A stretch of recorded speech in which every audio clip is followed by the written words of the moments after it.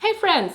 It's time for another video here on We Eat Cook Bake, and today we are making some crostini with a baguette and some homemade bruschetta. And what could be better for the summer than a bruschetta with sun-ripe tomatoes? Maybe you have a tomato plants in your garden and you want to use them. This recipe is for you. I love it to use my homegrown tomatoes or tomatoes from the farmer's market. They taste so much better than the tomatoes from the store. And it has a really full tomato flavor. Probably you know that in bruschetta you usually add olive oil, but when you saw my other videos, you know that I try to omit the oil and we make a bruschetta without oil. So it's whole food plant-based friendly, and it's a perfect light appetizer for the summer, or when you have a salad for dinner and make it for side. So we make this bruschetta with some tomatoes. I add some olives, so the olive vinegar, when you buy some olives in the jar, add some of the juice from the olives. It's perfect, so you don't need any olive oil, and this bruschetta tastes really good.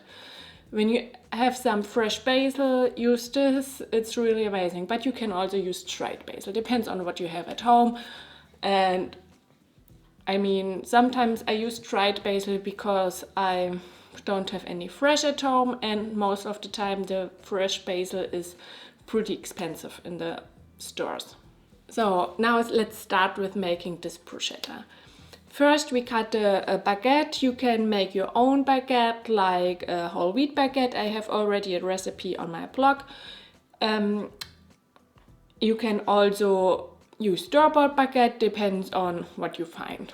Preheat the oven to 400 Fahrenheit or 200 Celsius and put the baguette for around 5 minutes in it. Just look how brown it is and how crunchy, crispy you want your baguette.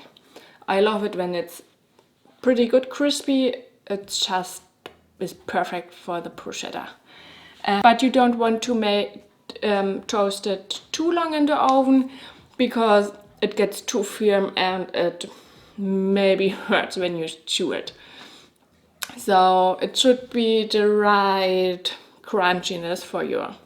Now let's prepare the tomatoes. For this you can skin and core the tomatoes. So I usually don't skin my tomatoes because it's necessary, but some don't want the skins on the tomatoes for their bruschetta. For the core, you just remove the core for the tomatoes and cut it in small dices. But if you want to skin the tomatoes, I have it on the post, on the recipe on my blog on We Eat Cook Bake. I describe how you can skin your tomatoes. So now put the diced tomatoes in your bowl and chop your garlic finely. So you want it really fine, that you don't have big garlic chunks in your bruschetta. Here the garlic is, I mean, you can use less garlic or more garlic, depends on your own taste buds. For me it can't be garlic enough. Add the garlic to the tomatoes. So now it's time to chop the basil, and when you find some olive herb, then use it. It's amazing. It tastes like olives.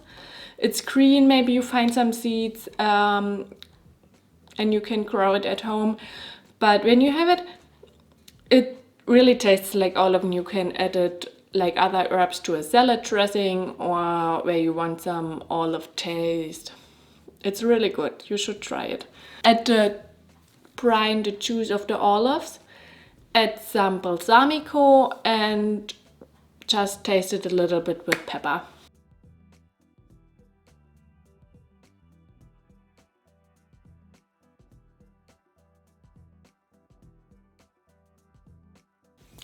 For serving, you take the finished crostini, so the toasted baguette, and add some of the bruschetta on it.